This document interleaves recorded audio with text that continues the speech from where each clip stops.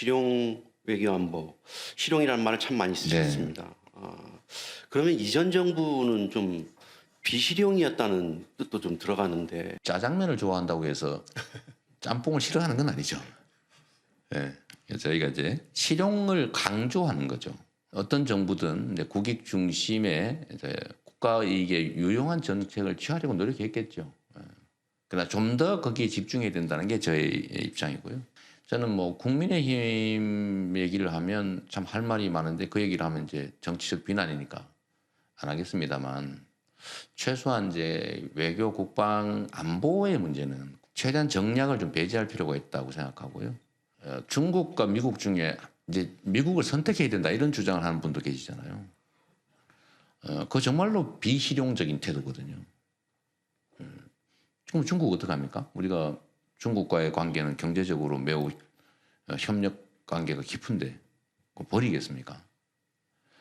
그러지 않아도 될 수 있는 정도가 우리는 됐다고 보는 거죠. 그런 측면에서 개개 사안별로 주체적으로 좀 결정하자는 입장이고요. 그 실용은 사실은 어렵습니다. 말처럼 쉽지가 않지요. 중국과 미국 사이에서는 네. 어떠한 원칙을 세우고 대응을 해야 되는 거 아니냐.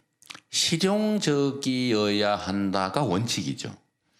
이제 결국은 모든 판단은 국익을 우리의 이익을 중심에 두고 판단해야 되고 휘둘리지 말아야 되고 선택을 강요당할 게 아니라 우리가 그들에게 선택하게 해야 된다. 매우 어려운 일이긴 하지만 우리는 그렇게 할 수 있다고 저는 믿는 것인데요.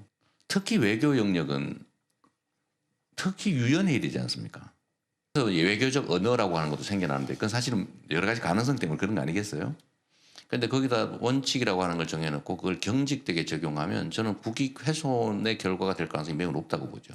그래도 중심은 있어야 하지 않을까요? 그게 국익 중심이라고 표현한 거죠. 그래서 제가 국익 중심의 실용 외교. 국익 중심이라고 하면 그때마다 그것도 또 다를 텐데. 당연하죠. 이거는 예를 들면 경제 정책이나 아니면 사회 정책은 우리가 방향을 정하고 거기에 맞춰서 세부적인 정책을 맞춰갈 수 있는데 외교 영역은 상대가 있기 때문에 그것도 정해진 규칙이 없는 세계 아닙니까?